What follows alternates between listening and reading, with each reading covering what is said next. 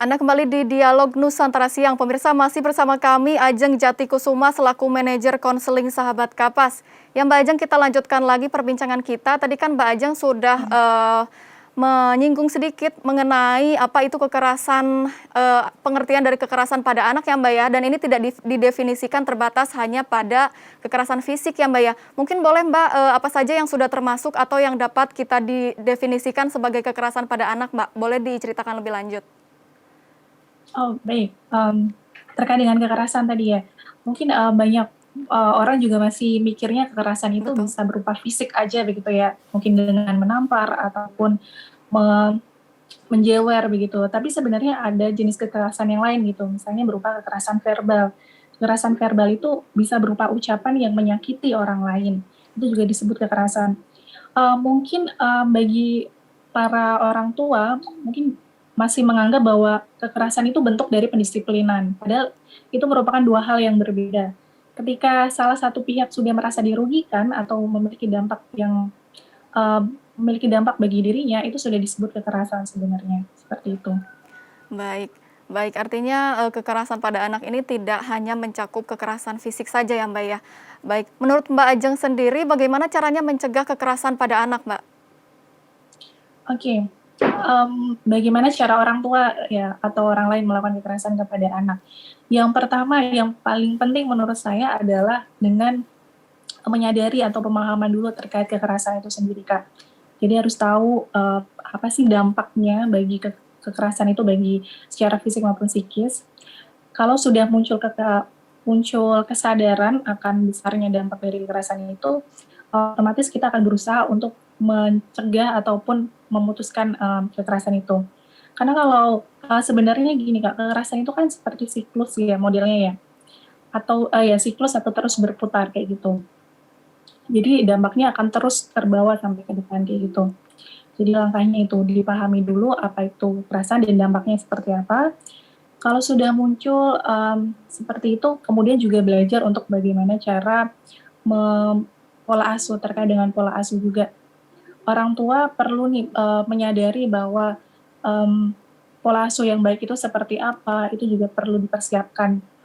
Jadi bukan cuma fisik aja, atau berkomitmen untuk menikah, tapi juga perlu mempersiapkan diri secara mental, terkait dengan pola pengasuhan yang baik itu seperti apa, supaya bisa menghindari dari perilaku kekerasan terhadap anak nantinya.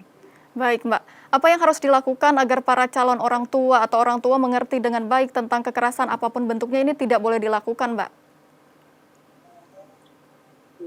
Maaf Mbak, tadi sinyalnya agak hilang.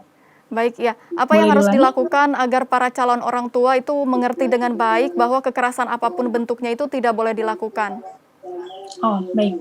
Bagi para calon orang tua yang pasti yang pertama kali itu adalah harus mempersiapkan diri betul-betul, baik secara mentali tadi, bahwa dampaknya kekerasan itu apa sih, itu perlu disadari mereka dulu sebagai calon orang tua. Jadi komitmen di awal bahwa kekerasan itu tidak baik dan tidak boleh untuk dilakukan ke anak, itu perlu sekali dipersiapkan bagi para calon orang tua ke depannya. Kemudian yang kedua adalah, pastinya terus, melatih diri ya, untuk mencari referensi yang banyak juga terkait pola asuh yang baik itu seperti apa, kayak gitu. Karena kesadaran dalam diri sendiri bagi para calon orang tua nantinya itu penting dan perlu sekali. Baik. Bagaimana dengan pembelajaran pada saat pranikah? Apakah hal itu cukup untuk mencegah kekerasan pada anak nantinya, Mbak? Oke, menurut saya untuk, kelas pranikah sendiri itu sangat penting dan perlu ya. Dan karena dari situ, setidaknya walaupun mungkin tidak bisa berdampak tidak terlalu tidak terlalu berdampak gitu ya, tapi setidaknya itu bisa menumbuhkan sedikit kesadaran mereka bagi para calon orang tua akan pentingnya pengasuhan, pola asuh yang baik untuk anak nantinya.